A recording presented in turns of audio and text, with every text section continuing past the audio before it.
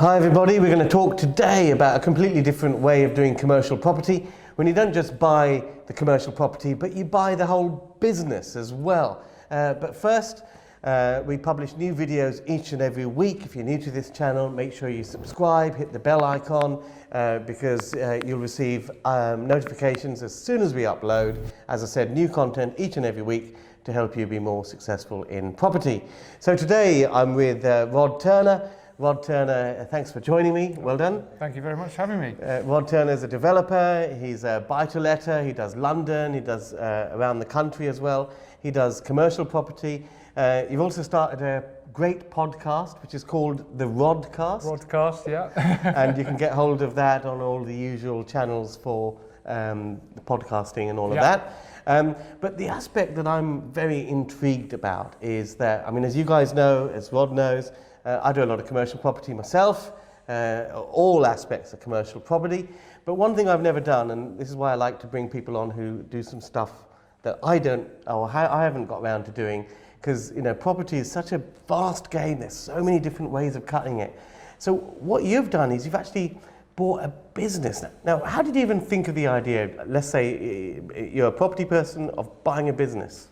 Well, I don't think I thought of the idea and then hunted it down. Actually, it was an opportunity came my way and I could see an angle there that I thought might be quite lucrative and went down that route, really. So how did you find this business for sale? Did you put out leaflets or something? No, actually, I was subscribed because I'd been looking for a certain type of business, which was hair and beauty, because I felt in a specific area it was doing quite well. And so I had one of these alerts on, I don't know, a business for sale website, oh, the right right, move yes, type of thing. yes.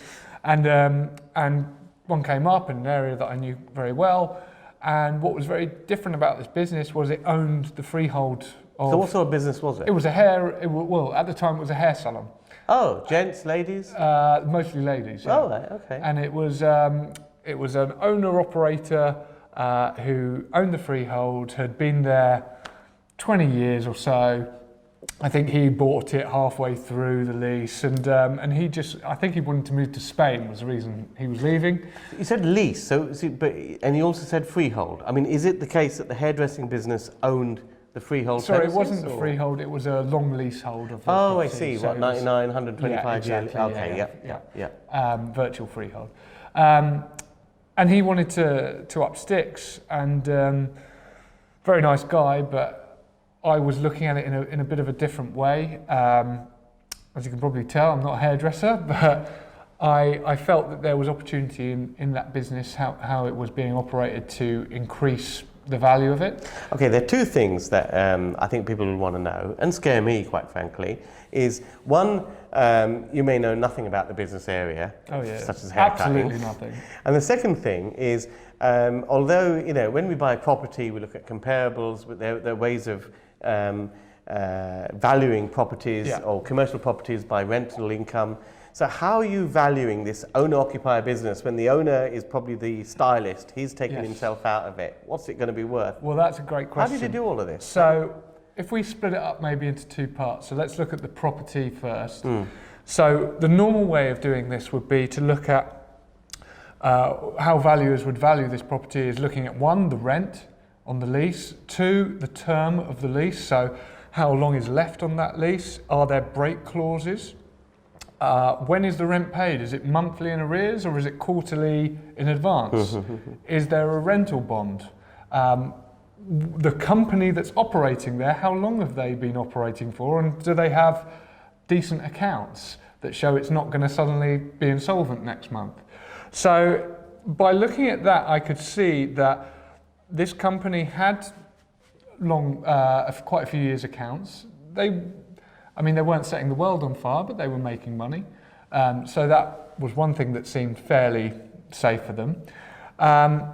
What they didn't have was there was no lease with this building, or well, it had just had the long lease. It had the long lease, but there was no lease between the building owner and the operator, because it was all in one. So what I looked to do was to separate those. So we have a trading company. Before you get onto that, how did you come up with I get how you valued the long lease, but how did you say, right, this hairdressing company is worth this is what I'm going to pay for it? So we looked at what it was taking at the moment, and we could tell what the actual individual who was working there was taking versus the rest of them. So I think there was about 5 different stylists there. It had a ground floor, a basement area that wasn't being used. So we knew that if we tarted up that basement area, we could rent that out separately as a beauty room. We had a position at the front where we could put a nail bar in and rent that out separately. And then rather than paying salaries for 5 staff, we would get them to rent chairs and take theirs. So that's how we could see, this is how we kind of bulletproof the income, and we can work out what we can make. I didn't want to be in there day to day running a hair salon. Like you said, I had no idea how to do that. What I do know how to do is rent things. Yes.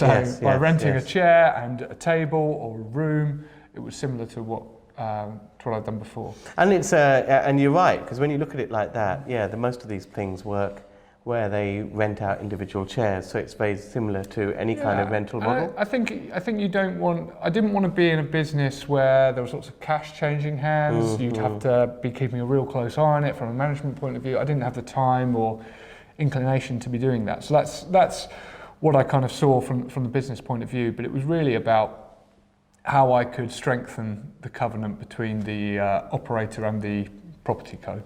So then one of my favourite movies is the movie Wall Street, and the character Gordon Gekko. And you're basically a Gordon Gekko asset stripped. Talk us how you talk us how you did the Gordon Gekko on this hairdressing company. Well, what we wanted to do was, like I said, create a strong lease so that valuers would feel that they had good security if they were going to lend on that. And that's exactly what we did. We split out the operational company from the property and set up a property company. The reason we did it that way around, because they had already their few years of accounts, so that's why we wanted to make sure that was kept. And then we restructured a new lease where it was a 10-year lease. We didn't have any break clauses apart from with owner only. And the trading hairdressing company then rented, obviously, the property from the asset company. Yes. You presumably kept that long lease, the asset company? Oh, yeah, absolutely. Refinanced it based on the we sold it. Oh, you sold it. Yeah, so you sold it based on a yield basis. Exactly. Someone bought that. Yeah. And then what about the hairdressing business? What we actually did was we sold the hairdressing business first. Yeah. With the lease. Hair today, gone tomorrow. Exactly. Sold that, made it assignable, so sold that on to a new, I think it was a new owner-occupier hairdresser who wanted to take one of the chairs, so it was already set up there for them, and then we sold it off the So by doing this clever restructuring, presumably you didn't take a haircut on this deal? No. Oh, sorry, there's so many puns in this, it's just, you got me in overdrive. We can comb through the details if you want. No, I really want to comb through the details, but I don't want to brush anything aside. No, just to cut through it, what I want to find out is a little bit, you're taking a little bit of risk and getting involved in buying the business and doing the stripping out. So what is, and generally in life, if you do put in a little bit more effort and you think of things slightly out of the ordinary, there is a lot more reward. So what was the sort of uplift on doing it this way? Don't quote me on the exact numbers, but I think we bought it for around 142,000. When we sold the individual business, the trading business, we sold it for about 63 or 64, low 60s. And then we sold the actual building, the long leasehold, for I think it was 199,000. So we made some money over a fairly short period of time. And you say put the effort in, it was really a paper exercise of just restructuring that lease. So if anyone's inspired by doing commercial property in this way, buying the business outright and then stripping the asset out, do you have any tips for how people should get started? What should people look for? Should people first sign up to some of these business transfer agents and see what's on their list? I think it's always interesting to look for any business that owns an asset. There's just opportunity with that, and then it's looking almost have two hats on. So you've got your trading company hat and how you can increase the value of that trading company, but almost more importantly, you've got your property company hat on, and how can you increase the value of that lease, and how can you strengthen that covenant, whether it's increase the rent, whether it's increase the term, bulletproof it with less break clauses, with quarterly bonds, or with strengthen the accounts of the trading company. Absolutely, absolutely. Well, I hope you guys have enjoyed that. It just gives you another angle, another string to your bow. Personally, I've never actually bought a trading business like that. What I have done is put out leaflets in shopping parades saying, just like you put out a leaflet in residential places saying we buy houses. It's basically we buy businesses, but you put it in a letter and address it to the business owner. And my angle on that was that there were many people who had trading businesses, but their trading businesses weren't worth anything. And the reason they weren't worth anything is because they only worked, because they owned the freehold outright. They paid no rent, and mom and pop worked full-time in the business and they didn't pay any wages. Yeah. So the minute they wanted to, I bought a shoe shop like this, the minute they tried to, they tried to sell it as a whole business, but no one was interested for that reason. It didn't make sense.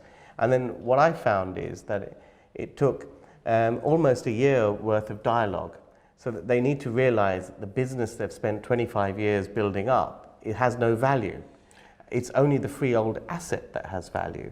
But the letter, if you like, about we buy businesses was to get the dialogue going, so that eventually when they realized that the business wasn't worth anything, we could make an offer for the freehold asset. But I never had a respondent that had actually had a business that was worth buying. Well, that's what I was looking. That's actually what I was looking for from the get-go. Was that business, and it just so happened that one came with the assets. So I was very lucky in that regards. Yeah. Well, I hope you enjoyed that. There are many ways of skinning this commercial property game. As I said, if you haven't already done so, subscribe, hit the bell icon. New content each and every week, all dedicated to helping you be more successful in property. Rod, thanks very much. Great, thanks for having me. Happy investing, and happy Cheers. investing, guys. Bye. See you next time. If you enjoyed this video, hit the like button. If you're not a subscriber, what are you waiting for? Subscribe, hit the bell icon. As soon as we upload, we'll let you know. And enjoy these. They're all dedicated to helping you be more successful in property. Happy investing.